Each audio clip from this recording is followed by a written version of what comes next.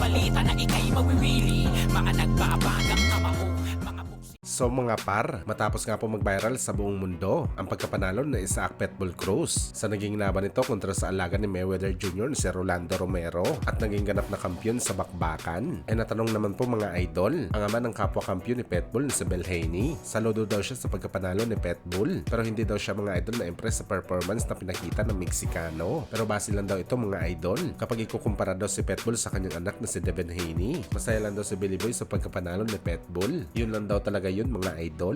Bagamat kung medyo duda naman mga idol, si Bel Haney sa galawan na pinakita ng bagong Mexican champion. Salungat naman ito mga idol sa naging reaksyon dati ng WBE Super Lightweight Champion na ngayon hawak-hawak na ni Pitbull ang titulo na si Marcos El Chino Maidana. Ano yan mga idol? Bilib daw siya sa kagaya ni Pitbull na boxer. Talagang matigas daw talaga ito mga idol na klaseng kampiyon at talagang mahirap talunin. At sa tanong naman kay Maidana para sa potensyal na laban ni Subriel Matias kalaban si Isaac Pitbull Cruz. Well, isang magandang laban daw to mga idol. Bakbakan daw ito ng dalawang fighter na mahilig sa knockout. Pero pabor pa rin daw siya mga idol kay Pitbull Cruz. Dahil tunay daw ito na mandirigma. Pasugod ang galawan na talagang digmaan ang habol ito sa ibabaw ng boxing ring. Kaya para kay Maidana mga idol, si Pitbull daw ang lead to beat na boxer. Ibig sabihin nito mga idol, para kay Maidana si Pitbull ang number 1 sa lahat ng kampiyon sa 140 pounds. Well, hindi na nga tayo mga idol nagulat sa mensahe ni Maidana kay Pitbull. Inaasahan na natin na ganito ang kanyang sasabihin. Malamang kasi mga idol nakikita ni El Chino Maidana ang kanyang sarili kay Isaac Pitbull Cruz. Kagaya kasi sa galawan ng Meksikano mga idol. Pasugod din ang galawan dati ni Maidana. Yung tipong gulo talagang hanap nito sa ibabaw ng boxing ring. Yung ayaw magpahinga sa kakasuntok hanggang madurog ang kalaban. Isa nga sa mga best moment ni Maidana sa boxing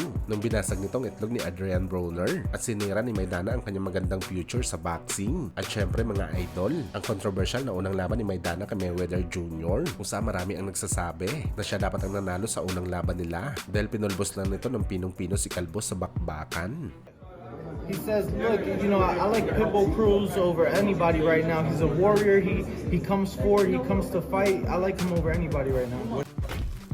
Sa kabilang banda naman mga idol, dating unified middleweight champion na si Gennady Golovkin na pabilib sa tapang ni Manny Pacquiao matapos mabalitaan mga idol na gusto siyang labanan ng Pinoy legend. Ano yan ni Triple G mga idol? Marami na daw siya nakilala na matatapang na boxer. Yun talagang hindi atras kapag hamunin mo sa bakbakan. Pero pagdating daw kay Pacman mga idol, nagulat daw si Triple G na isang maliit na fighter na galing sa mababang dibisyon nagkaroon ng guts na hamunin siya sa bakbakan. Not knowing mga idol na isa itong middleweight. Subalit pagdating naman daw sabi ni Triple G kay Mayweather mga idol na isang natural na malaking fighter, siya na daw ang humamon sa laban kahit kailan hindi daw siya pinansin ni Floyd.